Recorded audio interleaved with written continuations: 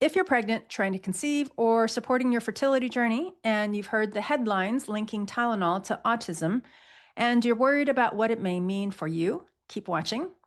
Recently, the United States FDA announced it would consider label changes for acetaminophen due to concerns about prenatal exposure. Understandably, this sparked confusion and worry.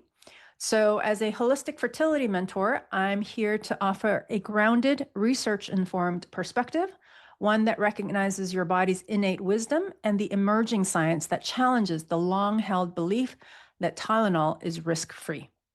And this conversation goes far beyond autism.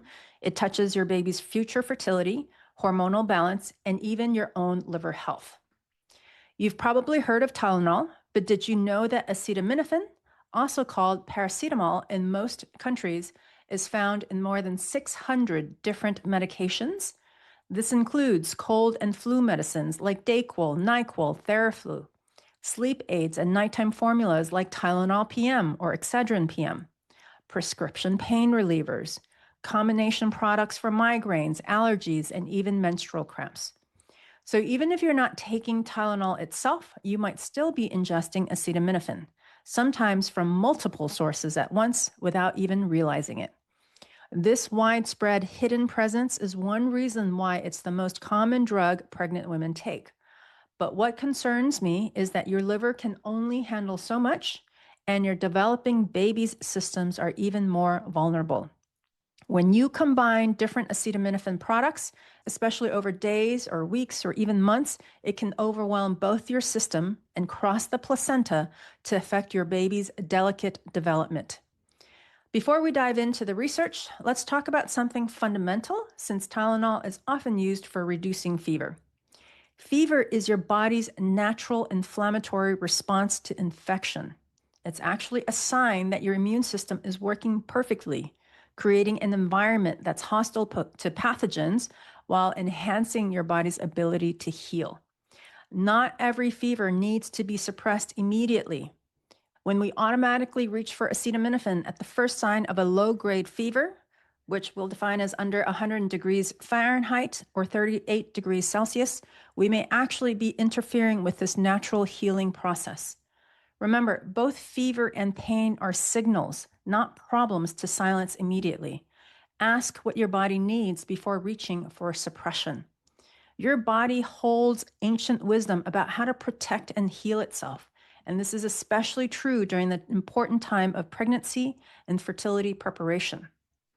So now let's discuss what emerging research is showing about acetaminophen's effects on fertility and reproductive development. This is where my concerns become more serious. While the recent autism controversy has grabbed headlines, there's actually a much broader body of scientific evidence that's been building for years. In 2021, 91 scientists, clinicians, and public health professionals from around the world published a consensus statement in Nature Reviews Endocrinology calling for a precautionary action regarding acetaminophen use during pregnancy.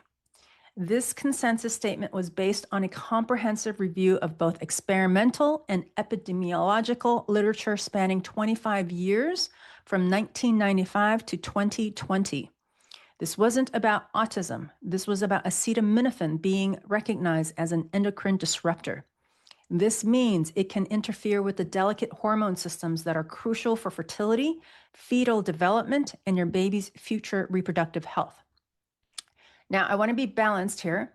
In 2024, a massive Swedish study looked at 2.5 million children and concluded that when comparing siblings, which helps control for genetic and family factors, acetaminophen wasn't causally linked to autism or ADHD.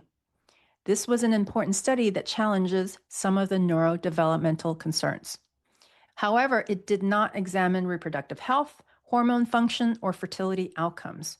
So while it offers some reassurance for neurodevelopmental concerns, it does not dismiss the long-standing evidence of endocrine disruption and reproductive harm. Links to both studies are in the description below.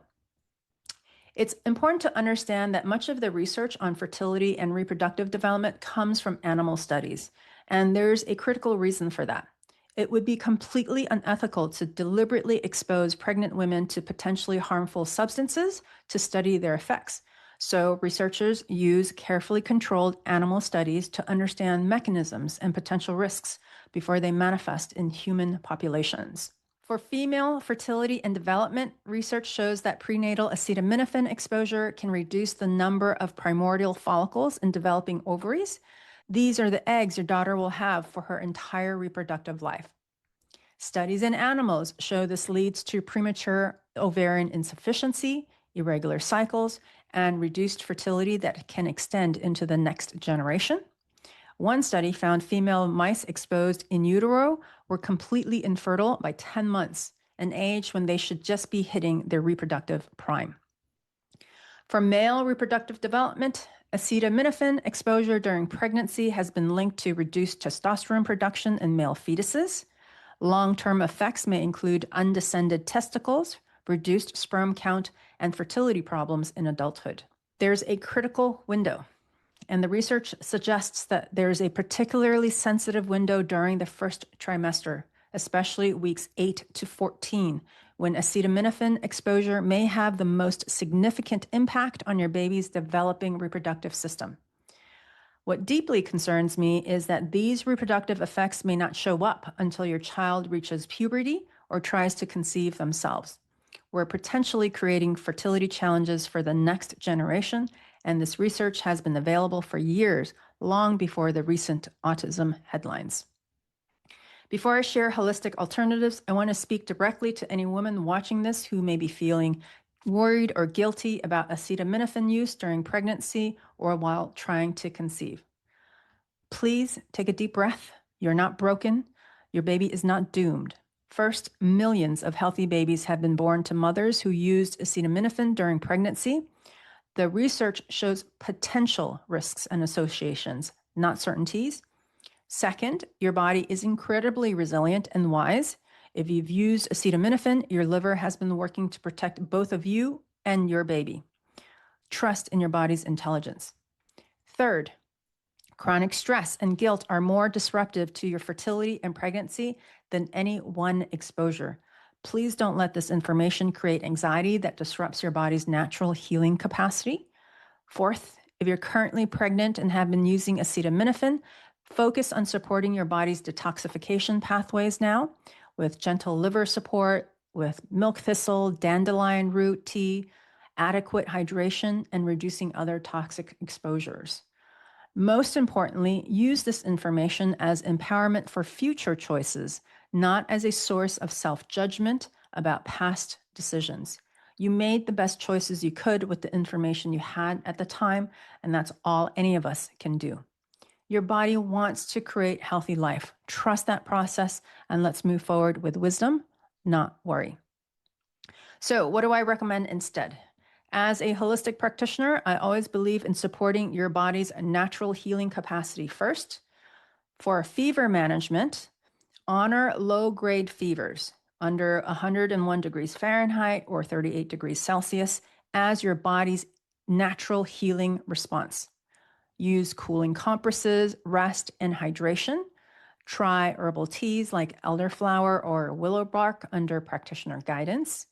Consider homeopathic remedies, belladonna for sudden high fevers, bryonia for slow onset fevers with body aches, or ferrum phosphoricum for early fever stages. Essential oils like eucalyptus or peppermint in a diffuser. Avoid direct application onto the skin. For pain relief, acupressure or acupuncture for headaches and back pain or cramps, magnesium supplementation for muscle tension and menstrual cramps, gentle movement, stretching, and prenatal massage, hydration and proper rest, chiropractic care for structural issues. These approaches nourish your body's wisdom rather than suppressing it, and they don't stress your liver or cross the placenta to affect your developing baby. Remember, always consult a trained practitioner when using herbal or homeopathic remedies, especially during pregnancy. And let's not forget, your fertility and hormonal balance depend on a healthy liver. When that's compromised, everything from ovulation to implantation can be affected. So let me address another serious concern. Acetaminophen is the leading cause of liver failure in the United States. During pregnancy, your liver is already working overtime. The drug produces a toxic compound called NAPK that your liver must neutralize using glutathione, a powerful antioxidant naturally produced by the body. Acetaminophen depletes glutathione, especially in the liver, which is why excessive or frequent use can contribute to liver stress or damage, particularly concerning during pregnancy or for fertility health. Chronic use of acetaminophen, even at recommended dosages, can deplete your glutathione stores.